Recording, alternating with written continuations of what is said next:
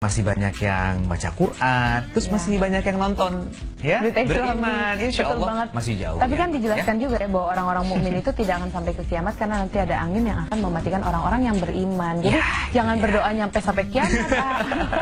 Baik, setelah ini kita akan bahas Yajuj dan Majuj, di mana diketahui bahwa itu akan muncul ketika hari kiamat besar nanti. Ya, seperti apa sih dan bagaimana mereka? Langsung aja kita saksikan, ini dia beritanya.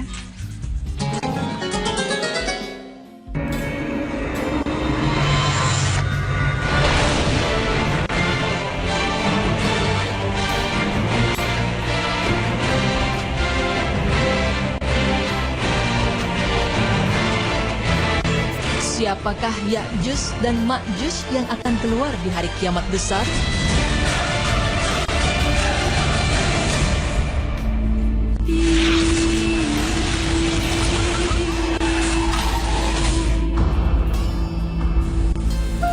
Pemirsa, sebelumnya pernah dijelaskan dalam berita Islami masa kini mengenai kiamat besar.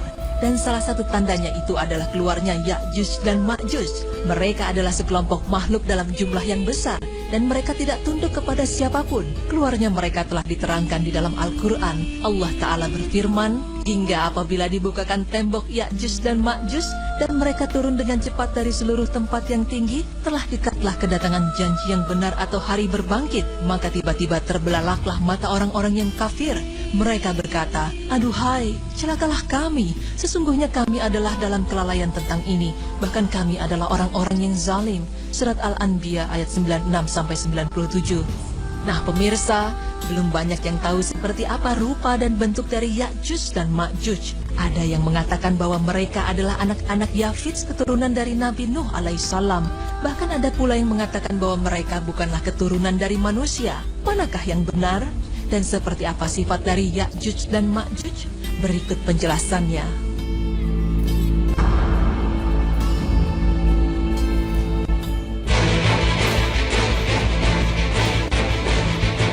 Sosok dari makhluk ini ternyata dari jenis manusia dan keturunan dari Adam alaihissalam. Tidak seperti yang digambarkan oleh sebagian orang bahwa mereka bukanlah dari keturunan manusia. Hanya saja mereka memiliki sifat yang merusak dan memiliki perangai yang telah Allah Subhanahu wa Ta'ala takdirkan kepada mereka dan tidak seperti pada manusia umumnya. Firman Allah Subhanahu wa Ta'ala yang artinya, wahai Zulkarnain, sesungguhnya Ya'juj wa Ma'juj merusak di muka bumi. Kami akan siapkan imbalan yang besar agar kiranya engkau membuatkan benteng antara kami dengan mereka. Surat Al-Kahfi ayat 94. Ya'juj dan Ma'juj ini muncul dalam jumlah yang sangat besar dan juga mereka adalah termasuk dari salah satu calon penghuni neraka. Dari Abu Sa'id Al-Khudri radhiyallahu anhu bahwa Nabi sallallahu alaihi wasallam bersabda, Allah Subhanahu wa Ta'ala berfirman, mereka dari setiap 1000 orang 999 orang, maka ketika itu anak kecil menjadi beruban, setiap yang hamil melahirkan apa yang dikandungnya, dan kamu lihat orang-orang seakan-akan mabuk padahal mereka tidak mabuk, tetapi karena azab Allah Subhanahu wa Ta'ala yang sangat keras. Kemudian para sahabat bertanya, siapa yang satu itu wahai Rasulullah? Rasulullah menjawab, bergembiralah sesungguhnya penghuni neraka itu dari kalian satu dan dari Ya'juj wa Ma'juj 1000. Hadis riwayat Al-Bukhari dengan Fathul Bari juz 6 halaman 382 sahih. Pemirsa, walaupun mereka keturunan dari Adam dan sama seperti dari jenis manusia, tapi sifat Ya'juj dan Ma'juj berbeda dengan manusia biasa.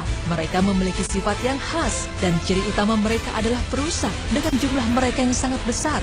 Mereka dapat merusak apapun, bahkan ketika mereka turun dari gunung seakan-akan seperti air bah yang mengalir. Ya'juj dan Ma'juj ini tidak pandai berbicara dan tidak fasih.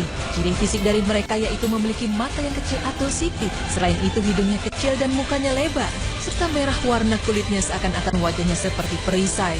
Disebutkan dalam riwayat Al-Imam Ahmad rahimahullah, Rasulullah sallallahu alaihi wasallam berkhutbah dalam keadaan jarinya tersengat kala jengking.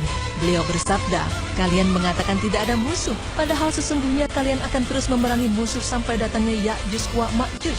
Lebar mukanya, kecil atau sipit matanya, dan ada warna putih di rambut atas. Mereka mengalir dari tempat-tempat yang tinggi, seakan-akan wajah-wajah mereka seperti perisai. Hadis riwayat Ahmad.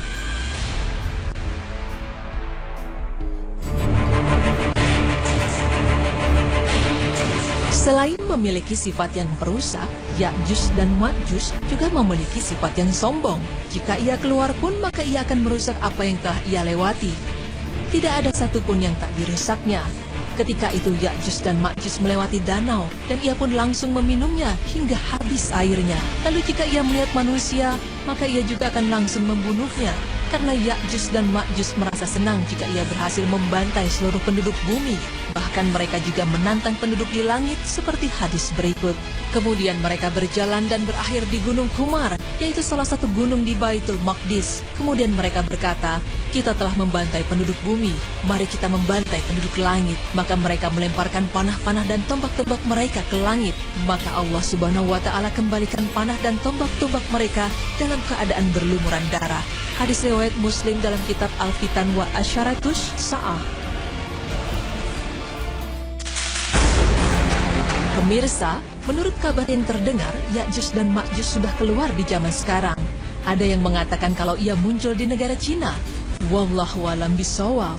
Ya'juj dan Ma'juj itu memang ada dan beranak pinak. Bahkan tidak ada satupun dari mereka yang meninggal, dan jika ada yang meninggal maka akan lahir 1000 orang lebih. Astaghfirullahalazim. Namun alhamdulillah, Allah Subhanahu wa Ta'ala telah bentengi mereka dari kita, yaitu dengan munculnya Zulkarnain.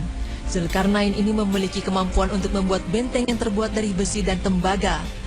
Allah Subhanahu wa Ta'ala berfirman yang artinya, hai Zulkarnain, sesungguhnya Ya'juj dan Ma'juj itu orang-orang yang membuat kerusakan di muka bumi. Maka dapatkah kami memberikan suatu pembayaran kepadamu supaya kamu membuat dinding antara kami dan mereka? Zulkarnain berkata, apa yang telah dikuasakan oleh Rabbku kepadaku terhadapnya adalah lebih baik. Maka tolonglah aku dengan kekuatan atau manusia dan alat-alat agar aku membuatkan dinding antara kamu dan mereka. Berilah aku potongan-potongan besi hingga apabila besi itu telah sama rata dengan kedua puncak gunung itu, berkatalah Zulkarnain, tiuplah api itu. Hingga apabila besi itu sudah menjadi merah seperti api, dia pun berkata, berilah aku tembaga yang mendidih agar kutuangkan ke atas besi panas itu. Maka mereka tidak bisa mendakinya dan mereka tidak bisa pula melubanginya. Zulkarnain berkata, ini dinding adalah rahmat dari Rabbku. Maka apabila sudah datang janji Rabbku, dia akan menjadikannya hancur luluh. Dan janji Rabbku itu adalah benar. Surat Al-Kahfi ayat 92-98. Dari firman Allah tersebut, Zulkarnain diberikan kuasa untuk membuatkan sebuah dinding yang terbuat dari potongan-potongan besi yang telah dipanaskan dan juga dari tembaga yang mendidih. Dan jika sudah tiba waktunya, maka Allah Subhanahu wa Ta'ala akan dengan mudah akan menghancurkan dinding tersebut. Sungguh maha besar Allah dengan segala kuasanya. Pemirsa yang beriman, demikianlah penjelasan mengenai Ya'juj dan Ma'juj. Mereka ternyata memanglah dari jenis manusia dan keturunan dari Bani Adam. Namun sifatnya yang perusak dan jahat itulah yang membedakan mereka dengan manusia. Walaupun kita belum tahu secara pasti di mana mereka berada, tapi kita wajib meyakini bahwa mereka itu ada. Karena Allah Subhanahu wa Ta'ala telah mengabarkan hal tersebut di dalam Al-Quran. Subhanallah.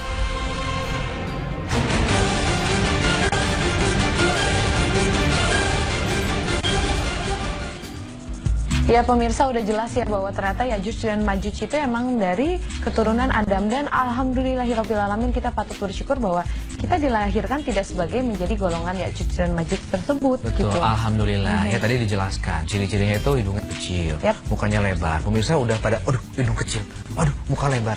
Tenang pemirsa, beda dengan kita meskipun satu turunan dari Nabi Adam. Tetapi mereka punya perangai yang jahat, terus punya, wah pokoknya sifat-sifatnya itu jauh dengan manusia.